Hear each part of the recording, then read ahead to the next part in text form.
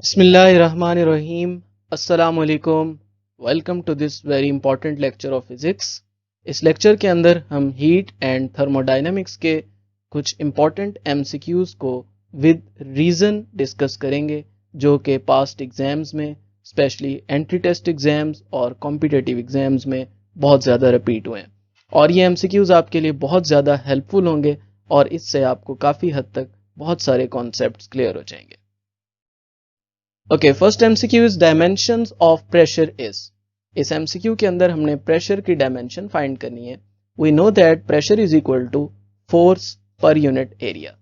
इसे हम पास्कल कहते हैं इसका ऐसा यूनिट, और ये न्यूटन पर मीटर स्क्वायर के भी इक्वल होता है। Where as we know that 1 newton is equal to kilogram metre per second square. अगर हम यहाँ से न्यूटन पर मीटर स्क्वायर को उसके इक्विवेलेंट यूनिट में चेंज करें तो ये कुछ इस तरह से बन जाएगा, और इसकी वैल्यू जो है ये m-2 और +1 -1 बन जाएगा। और इस तरह हम इसको अब डायमेंशन में चेंज कर सकते हैं। केजी की डायमेंशन m, मीटर की l और सेकंड की 2। इस तरह से ये थर्ड ऑप्शन जो है ये इसका आंसर होगा। This is first law of thermodynamic is given by. First law of thermodynamic की कौन सी फॉर्म लिखी हुई है? फर्स्ट लॉ ऑफ थर्मोडायनेमिक की फॉर्म के मुताबिक अगर हम देखें तो उसमें यह कहा हुआ है कि जो भी हम किसी भी सिस्टम को हीट प्रोवाइड करते हैं किसी भी सिस्टम के लिए, तो वो हीट दो पार्ट्स में डिवाइड हो जाती है।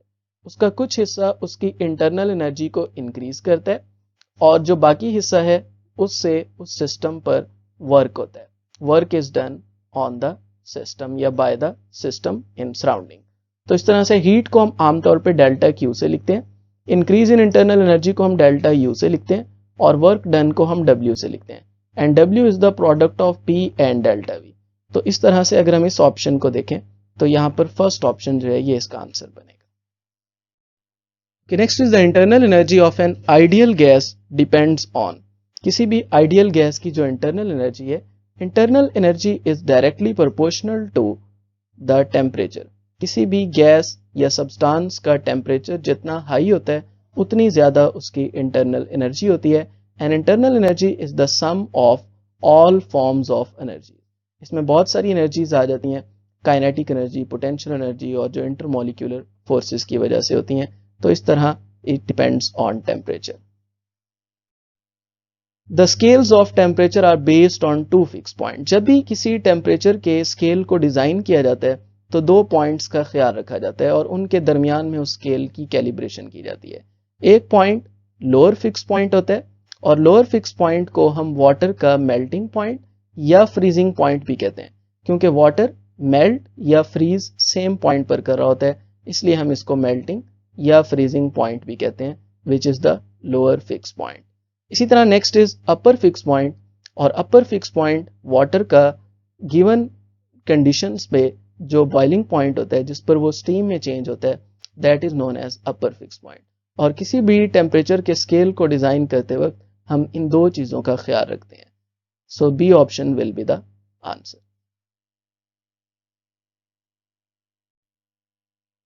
Next is numerical value of Boltzmann constant is. अगर हम बोल्ट्जमैन कांस्टेंट की न्यूमेरिकल वैल्यू देखें तो वो कौन सी बनेगी?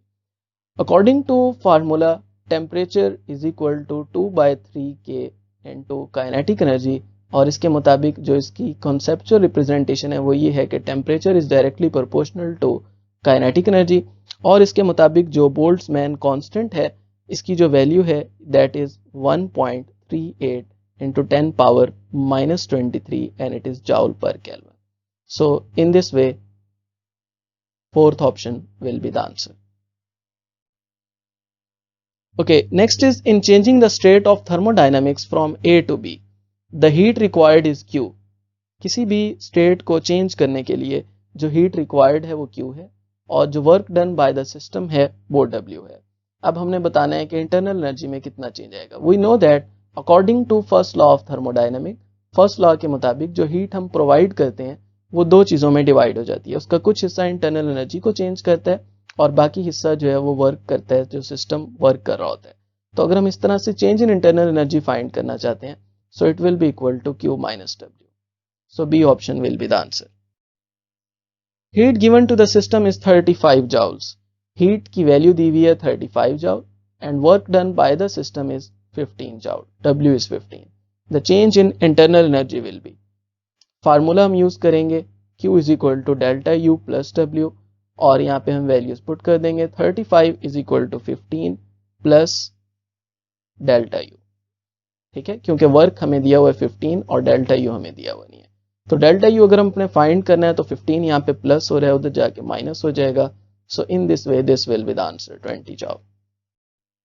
Okay, the temperature of an ideal gas is kept constant. ये एक बहुत मेन लाइन है कि टेम्परेचर जो है वो आइडियल गैस का वो कांस्टेंट है। As it expands the gas does external work during this process the internal energy. Since the internal energy जिसको हम डेल्टा U से शो करते हैं वो डायरेक्टली डिपेंड करती है टेम्परेचर पर, तो अगर टेम्परेचर कांस्टेंट है तो इंटरनल एनर्जी भी क्या रहेगी, it will also remain constant. So C option will be the answer. Okay, next is the size of 1 degree of Celsius is equal to, इसका आंसर बी ऑप्शन है 1.8 degree of Fahrenheit scale. ये कैसे आया है, क्योंकि Celsius scale में अगर हम देखें तो जो लोअर फिक्स पॉइंट होता है दैट इज 0 डिग्री सेल्सियस, और जो अपर फिक्स पॉइंट होता है वो होता है 100 डिग्री सेल्सियस। तो अगर हम पार्ट्स की बात करें कि कितने पार्ट्स में डिवाइड हुआ है, तो it is equal divided into 100 parts. इसी तरह अगर हम फ़ारेनहाइट का कंपैरिजन करें तो फ़ारेनहाइट के अंदर लोअर फिक्स पॉइंट होता है 32 और अपर फिक्स पॉइंट होता है 212, और इनके अगर हम पार्ट्स देखें तो 180 होते हैं। तो अगर हम इनका कंपैरिजन करें तो 180 ओवर 100 ये बनता है 1.8। तो हम कह सकते हैं कि जो 1 डिग्री सेल्सियस है वो किसके इक्वल है, 1.8 degree of Fahrenheit scale. The first law of thermodynamic is concern with the conservation of. First law of thermodynamic की अगर हम स्टेटमेंट देखें तो उसमें यही बताया होता है कि हम जो हीट सिस्टम को ऐड करते हैं वो दो पार्ट्स में चेंज हो जाती है।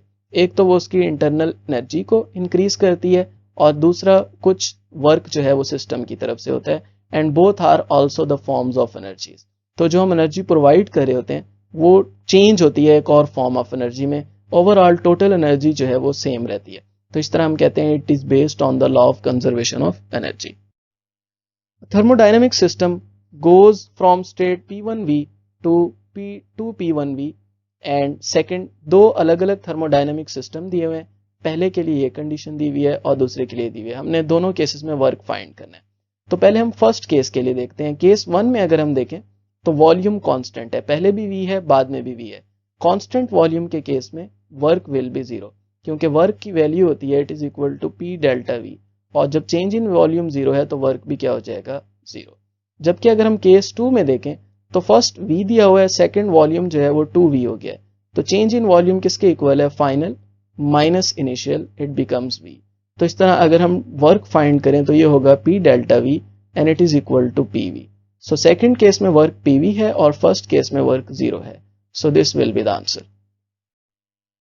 Okay, next is if the amount of heat is given to a system be 35 joule and the amount of work done be minus 15 joule, then the change in internal energy।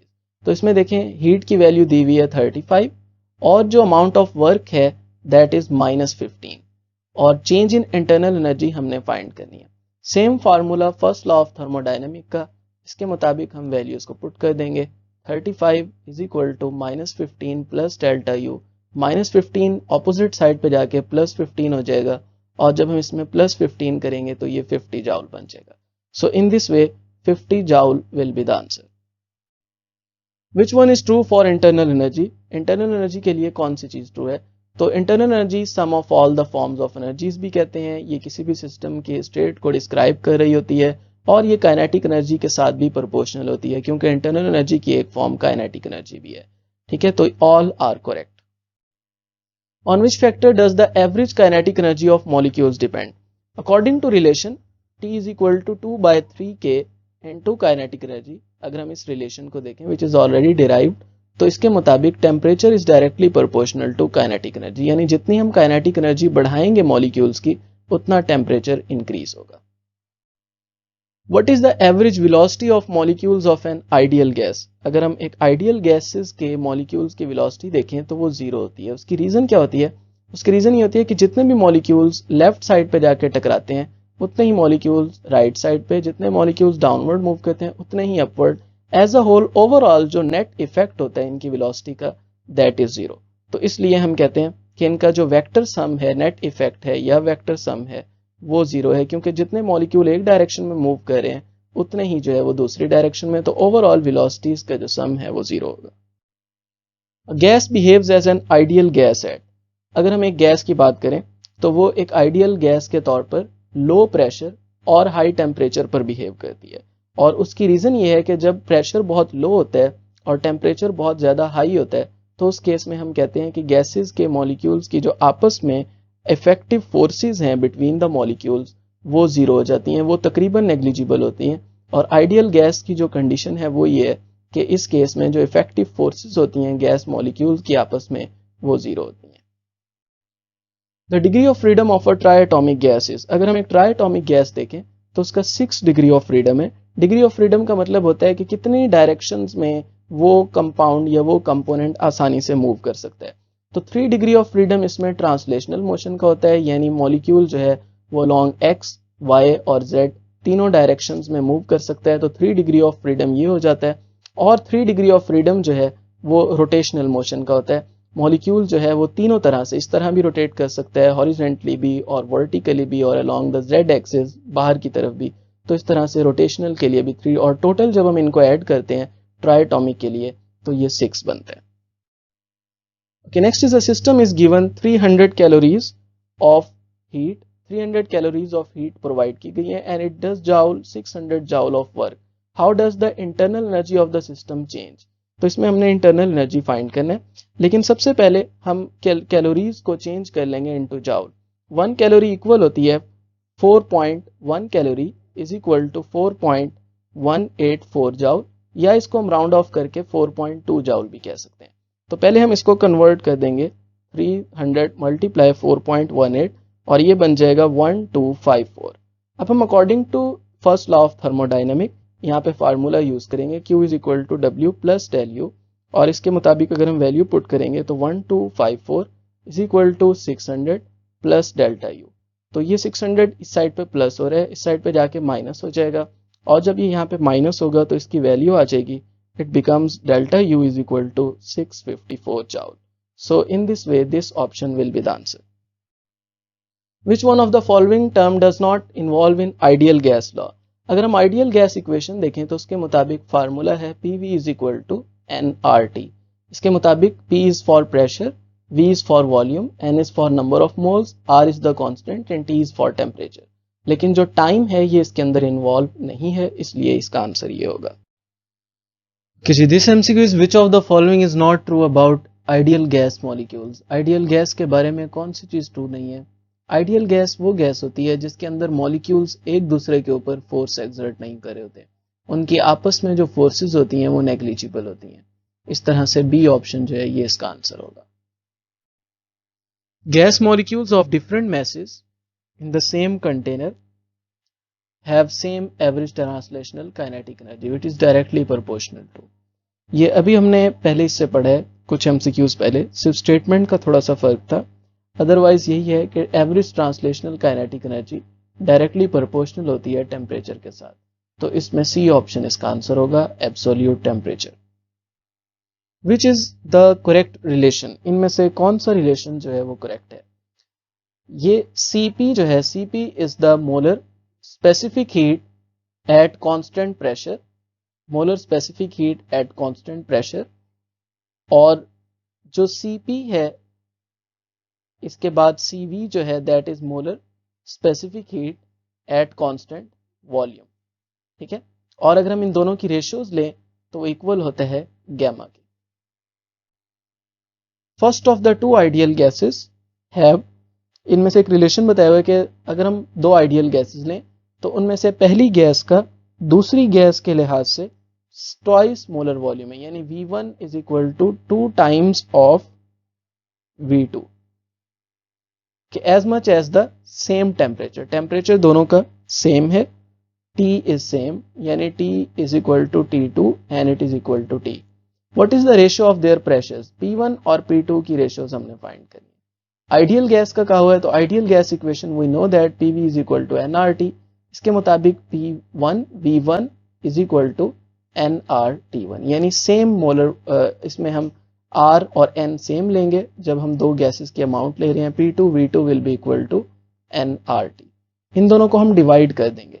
Divide करने से NRT से cancel हो जाएगा और ये बन जाएगा P1 V1 over P2 V2 is equal to 1। अगर हम इसको दोबारा से रीअरेंज करें तो ये बन जाएगा P1 ओवर P2 और जो वॉल्यूम्स हैं वो दूसरी साइड पे जाके इन्वर्ट हो जाएंगे तो ये बन जाएगा V2 over V1। We already know according to given condition V1 is equal to 2V2, तो हम V1 की जगह पुट कर देते हैं 2V2।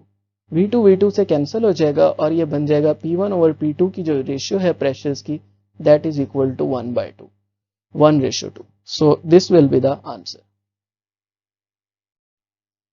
110 joule of heat is added to a system whose internal energy is, change जो internal energy में आया वो 40 joule है। What is the amount of work done, ये हमने find करना है। According to first law of thermodynamics, the heat provided to the system is change into internal energy plus the work done by the system।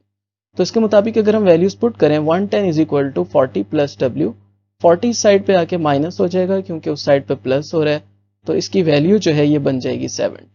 So the work done will be 70 joule. For a gas obeying Boyle's law, if the pressure is doubled, अगर हम pressure को double कर दें, Boyle's law के मुताबिक volume और pressure आपस में इनवर्सली प्रोपोर्शनल होते हैं, जबकि इसमें जो टेम्परेचर है वो क्या होता है, दैट इज कांस्टेंट। ठीक है, तो अगर हम प्रेशर को डबल कर दें, यानी P is doubled, then the volume will become, volume जो है यहाँ पर 1/2 हो जाएगा या दूसरे लफ्जों में 1/2 हो जाएगा। When amount of work done is 333 calories, work done दिया हुआ है 333 कैलोरीज। इसके मुताबिक अगर हम इस वैल्यू को चेंज करें 333 कैलोरीज, और इंटरनल एनर्जी भी कैलोरीज में दी हुई है इसलिए हम इसको ऐसे ही रहने देते हैं, internal energy delta U is equal to 167, और आंसर भी कैलोरी में इसलिए इसको ऐसे ही रहने दिया है। तो according to first law of thermodynamic Q is equal to delta U plus W. So it will be equal to the sum of both. 167 plus 333, it becomes 500 calories. So this will be the answer. Which of the following properties of molecules of a gas is same for all gases at particular temperature? जब सारी gases को हम एक particular temperature पर कर रहे हैं for a specific temperature, यानी particular temperature, एक खास temperature पर जितनी भी गैसेस होंगी, अगर वो गैसेस डिफरेंट हैं तो उनकी अमाउंट तो डिफरेंट हो सकती है लेकिन उनका जो काइनेटिक एनर्जी होगी वो सेम होगी। उसकी रीजन ये है कि different gases will have same kinetic energy because temperature is directly proportional to average kinetic energies. So D option will be the answer. Boltzmann constant in terms of universal gas constant and Avogadro's number is. अगर हम Boltzmann constant की बात करें, वैसे general gas equation हमने पढ़ा था PV is equal to nRT, where n is the number of moles. अगर हम इसको चेंज करें एवोगैड्रोस नंबर की फॉर्म में तो ये n और Na की रेशियो होती है, where n is the given number of molecules and Na is the Avogadro's number. अगर हम इस इक्वेशन में R और Na की रेशियो को अलग कर लें तो ये R ओवर Na जो है ये बोल्ट्जमैन कांस्टेंट होता है, इसको हम रिप्लेस करके NKT लिख सकते हैं and this K is known as R over Na। So according to this relation this will be the answer.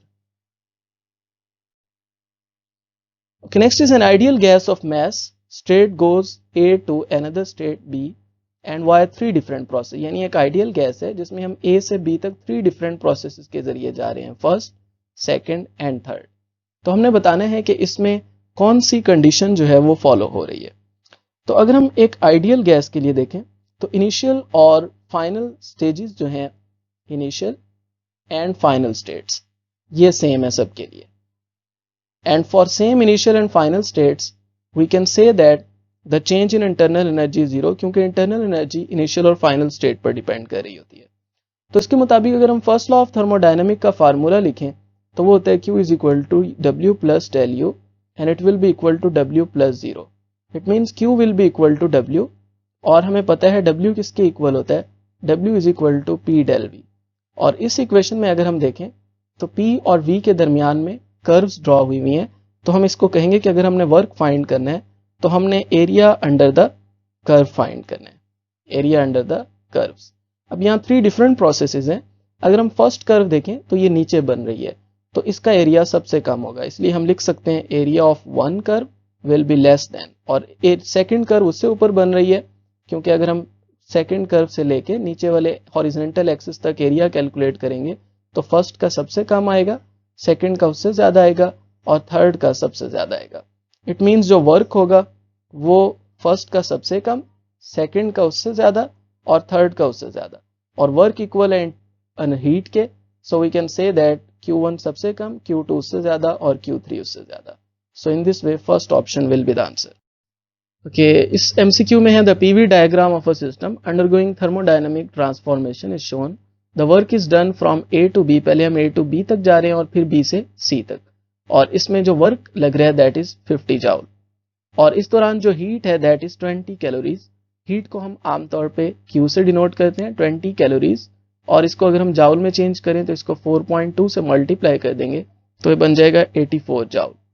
इस केस के अंदर अगर हम A से B और B से C की तरफ देखें तो इस केस में ये शो हो रहा है कि we are working on the system, या ये एक एंटी क्लॉकवाइज प्रोसेस है, और जब सिस्टम पर वर्क हो रहा होता है तो उस वक्त हम वर्क की वैल्यू नेगेटिव लेते हैं, इसलिए हम यहाँ पे W के साथ -50 जाउल लिखेंगे।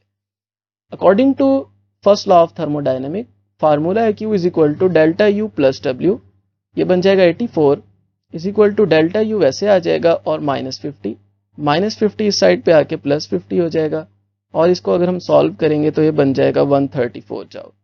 सो in this way 134 joule will be the answer. The molar specific heat at constant pressure of an ideal gas is 7R/2। Molar specific heat at constant pressure हम Cp से लिखते हैं, and this is equal to 7R/2। The ratio of specific heat to the at constant pressure to the constant volume is, ये हमने find करनी है Cp/Cv। लेकिन इसको फाइंड करने के लिए पहले हमें Cv फाइंड करना पड़ेगा। एक इक्वेशन है Cp और Cv का जो डिफरेंस होता है ये जनरल गैस इक्वेशन के इक्वल होता है। हम इसमें वैल्यूज पुट कर लेंगे, Cp की जगह 7R/2 माइनस Cv वैसे आ जाएगा और ये R हो जाएगा। Cv को इधर ले आते हैं और R इधर आके प्लस हो जाएगा और ये माइनस हो जाएगा R इस साइड पे, तो ये बन जाएगा 5R/2। इसको आप सॉल्व कर सकते हैं इजीली। अब हम इनमें वैल्यूज पुट कर देते हैं, Cp और Cv यानी molar specific heat at constant pressure, we know that it is equal to 7R/2, और अगर हम देखें नेक्स्ट तो वो है 5R/2। R/2 से क्या हो जाएगा कैंसिल, और आंसर क्या आ जाएगा 7/5। Next is the change in internal energy in a cyclic processes.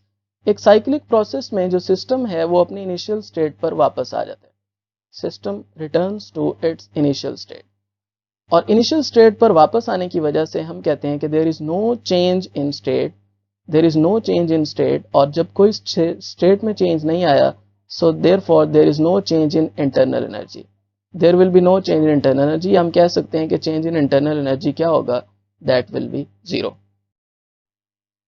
It is possible that the temperature of the body changes even without giving heat to it or taking heat from it. Yes, possible। क्या temperature को change करना possible है बगैर heat को deliver किए? Yes, और इसकी best example है एडियाबेटिक प्रोसेस। एडियाबेटिक प्रोसेस के अंदर जैसे साउंड ट्रेवल करती है तो कंप्रेशन और रेयरफेक्शन इतने फास्ट बन रहे होते हैं कि उस वक्त जो हीट है वो उसी एरिया में ही कन्फाइंड रह जाती है जहां पर कंप्रेशन बन रहे होते हैं। There is no transfer of heat from compression to the rarefaction, और एज अ रिजल्ट हम कहते हैं कि इस केस में टेम्परेचर जो है वो चेंज हो रहा होता है एक एरिया का, लेकिन जो हीट है वो ट्रेवल नहीं कर रही होती। So this may be true. Next, which statement is incorrect? इसमें से कौन सी स्टेटमेंट जो है वो इनकरेक्ट है? All reversible systems have same efficiency, ये इनकरेक्ट स्टेटमेंट है, और इसकी सबसे बड़ी रीजन ये है कि जो रिवर्सिबल सिस्टम होते हैं उनमें जो वर्क डन होता है अलोंग अ साइकिल, जो एक साइक्लिक प्रोसेस होता है क्योंकि वो एक साइकिल बन रहा होता है, और उसमें जो वर्क डन होता है वो एरिया ऑफ लूप के इक्वल होता है। तो डिफरेंट रिवर्सिबल सिस्टम्स की जब डिफरेंट एरियाज ऑफ लूप्स बनते हैं तो डिफरेंट लूप्स की वजह से हम कहते हैं उनकी जो एफिशिएंसी है वो भी डिफरेंट होगी, क्योंकि उसकी रीजन ये है कि जो अमाउंट ऑफ वर्क डन है वो डिफरेंट होगा, और amount of work done different होने की वजह से जो एफिशिएंसी है वो भी क्या होगी, it will also be different. The latent heat of vaporisation of water is, heat की वैल्यू दी हुई है दैट इज 2240 जाउल, और नेक्स्ट है if the work done in the process of vaporisation, work की वैल्यू है 168 joule, then the increase in internal energies delta U हमने find करना है। फार्मूला यहाँ पे यूज करेंगे Q is equal to W plus delta you, Q is equal to 2240, W is equal to 168 और delta U हमने find करना है। डेल्टा यू हम यहीं रहने देंगे, 2240 168 इस साइड पे आके माइनस हो जाएगा और इसको अगर हम सॉल्व करेंगे तो ये बन जाएगा 2072 joule. Okay, next is the assertion is reversible system are difficult to find in real world. Reversible system को फाइंड करना डिफिकल्ट होता है और इसकी रीजन ये है कि हर प्रोसेस जो है वो डिसिपेटिव होता है, यानी उसमें कुछ एनर्जी कंज्यूम हो रही होती है। बिल्कुल ये दोनों बिल्कुल ठीक लिखी हुई हैं और पहले सेंटेंस की एक्सप्लेनेशन ही है रीजन, तो इसलिए इसका आंसर जो है वो फर्स्ट ऑप्शन होगा, यानी दोनों स्टेटमेंट्स ट्रू हैं और रीजन जो है वो करेक्ट एक्सप्लेनेशन है। उसकी रीजन ये है कि जब हर रिवर्सिबल साइकिल में, रिवर्सिबल सिस्टम में हर साइकिल के अंदर क्या हो रहा होता है, एनर्जी कंज्यूम हो रही होती है, एनर्जी डिसिपेट हो रही होती है इन डूइंग वर्क, ठीक है, और उसके लिए कुछ वर्क डन हो रहा होता है और जब वर्क डन हो रहा होता है तो उसको हम रिकवर नहीं कर पाते, कैन नॉट बी रिकवर। इसलिए हम कहते हैं कि जो रिवर्सिबल सिस्टम है उसको अचीव करना पॉसिबल नहीं है, क्योंकि हर स्टेप के अंदर कुछ ना कुछ एनर्जी डिसिपेट हो जाती है फ्रिक्शन की फॉर्म में या कुछ और लॉसेस की फॉर्म में। Okay, next is during adiabatic compression of a gas. अगर हम एडियाबैटिक कंप्रेशन की बात करें तो उस वक्त टेम्परेचर क्या होता है। जब भी एडियाबैटिक कंप्रेशन का फिनोमेना हो रहा होता है तो उस वक्त उस पर कोई ना कोई वर्क हो रहा होता है और वर्क इज डन होने की वजह से there is increase in internal energy, उसकी इंटरनल एनर्जी इंक्रीज होती है और एज अ रिजल्ट हम कहते हैं जो टेम्परेचर है वो भी राइज हो रहा होता है। The internal energy change in a system that has absorbed 2 kilo calories of heat. Heat की वैल्यू दी हुई है 2 kilo calories, 2 kilo calories and work is done as 500 joule, work की वैल्यू है 500। अच्छा, इसको हम कैलोरीज को पहले जाउल में कन्वर्ट कर लेते हैं। पहले किलो को खत्म करने के लिए 1000 से मल्टीप्लाई करेंगे और कैलोरी 1 कैलोरी इक्वल होती है 4.2 के, तो इन सब को मल्टीप्लाई करेंगे तो आंसर आ जाएगा 8400। ओके, इसमें अब हमने इंटरनल एनर्जी फाइंड करनी है। फर्स्ट लॉ ऑफ थर्मोडायनामिक के मुताबिक जो हीट प्रोवाइडेड होती है वो दो पार्ट्स में डिवाइड हो जाती है, उसका कुछ हिस्सा वर्क कर रहा होता है और बाकी हिस्सा इंटरनल एनर्जी में कंज्यूम हो रहा होता है। तो हम यहाँ पे लिख सकते हैं 8400 is equal to 500 plus delta U. 500 यहाँ प्लस हो रहा है, इस साइड पे आके माइनस हो जाएगा, so it becomes 8400 minus 500, it is equal to 7900 joule, which is an intensive property. Intensive property is actually the local or the physical property of the system. और ये एक ऐसी प्रॉपर्टी होती है जिसके अंदर हम कहते हैं कि ये दो चीज़ों पर डिपेंड नहीं कर रही होती। एक तो सिस्टम के साइज पर डिपेंड नहीं कर रही होती कि जो हम सिस्टम कंसिडर कर रहे हैं उसका साइज कितना है, और दूसरा उसकी अमाउंट पर डिपेंड नहीं कर रही होती। It does not depend on these two values, इनसे उसका कोई कंसर्न नहीं होता। तो अगर हम वॉल्यूम, मैस, वेट इनको देखें तो ये सिस्टम के साइज और अमाउंट पर डिपेंड कर रहे होते हैं, जबकि जो रिफ्रैक्टिव इंडेक्स है ये साइज और अमाउंट पर डिपेंड नहीं करती, इसलिए हम इसको इंटेंसिव प्रॉपर्टी कहते हैं। Okay, next is dash represents a microscopic account of all the molecular, atomic and subatomic energies. इनमें से कौन सा है जो सारी molecular, atomic और subatomic energies, तो that is internal energy. Internal energy relates with all forms of energies. चाहे वो molecules की हो, चाहे वो atoms की हो, चाहे वो ions की हो, और उसके अंदर kinetic, potential, all the energies are related to it. Okay, next is in an isothermal process which of the following remains constant. Isothermal process वो होता है जिसके अंदर थ्रू आउट टेम्परेचर जो है वो सेम रहता है, या दूसरे लफ्जों में हम कहते हैं कि there is no change in internal energy, या दूसरे लफ्जों में delta U is equal to 0। So इसलिए इसका आंसर जो है वो डी ऑप्शन होगा। Okay, next is internal energies. Internal energy क्या चीज़ है? इंटरनल एनर्जी एक ऐसी एनर्जी होती है जो इनिशियल और फाइनल स्टेट्स के ऊपर डिपेंड कर रही होती है। किसी भी सिस्टम की इनिशियल और फाइनल स्टेट्स क्या हैं ये उस पर डिपेंड कर रही होती है, और ये पाथ्स के ऊपर डिपेंड नहीं करती कि हमने कौन से पाथ को अडॉप्ट किया है। Water is used as cooling agent due to. Water cooling agent के तौर पे इसलिए यूज होता है क्योंकि इसकी जो स्पेसिफिक हीट कैपेसिटी है that is very large, that is approximately equal to 4200 joule per kg per kelvin. और इसकी रीजन ये है कि ये बहुत ज्यादा अमाउंट ऑफ हीट को एब्जॉर्ब कर सकता है, मैक्सिमम अमाउंट ऑफ हीट को ये एब्जॉर्ब कर सकता है, और इसके साथ साथ जब ये हीट को एब्जॉर्ब कर रहा होता है तो इसके अपने अंदर टेम्परेचर का चेंज नहीं आता, इसलिए हम इसको कूलिंग एजेंट के तौर पर यूज करते हैं। Heat required to change unit mass of a substance by 1 kelvin. अगर किसी सब्सटेंस का मास 1 kg है और उसका इनिशियल टेम्परेचर 20 केल्विन है और हम उसे हीट प्रोवाइड करते हैं और उसकी वजह से उसका टेम्परेचर राइज होके 21 केल्विन हो जाता है, तो जितनी हम हीट प्रोवाइड करते हैं that is known as specific heat capacity. Okay, system changes from, ये एक एमसीक्यू है, इसके अंदर बताया हुआ है कि एक सिस्टम है that is pressure volume graph और इसके अंदर हमने वर्क डन फाइंड करना है। वर्क डन फाइंड करने का फार्मूला ये होता है कि अगर हमारे पास ग्राफ गिवन हो तो उसका हम जो पीवी ग्राफ बन रहा है उसकी शेप का हम एरिया कैलकुलेट कर लेते हैं। और यहाँ पे जो शेप है वो हमारे पास ट्रेपीजियम है और ट्रेपीजियम के एरिया को कैलकुलेट करने का फार्मूला होता है 1/2 इंटू मल्टीप्लाई करते हैं हम सम ऑफ पैरेलल साइड्स को, पैरेलल साइड्स को आपस में हम सम कर देते हैं और इसको मल्टीप्लाई कर देते हैं इनके दरमियान परपेंडिकुलर डिस्टेंस से। तो अगर हम यहाँ पर देखें तो हमारे पास पैरेलल साइड्स एक ये वाली है दैट इज 1 × 10⁵ और इसके अंदर हम प्लस कर देंगे दूसरी पैरेलल साइड को, वो क्या है 5 × 10⁵ और इसके दरमियान में हम परपेंडिकुलर डिस्टेंस को मल्टीप्लाई कर देंगे। अगर परपेंडिकुलर डिस्टेंस देखें तो इनके दरमियान में 1 से लेकर 5 तक है विच इज 5 - 1 या इसको हम 4 लिख सकते हैं।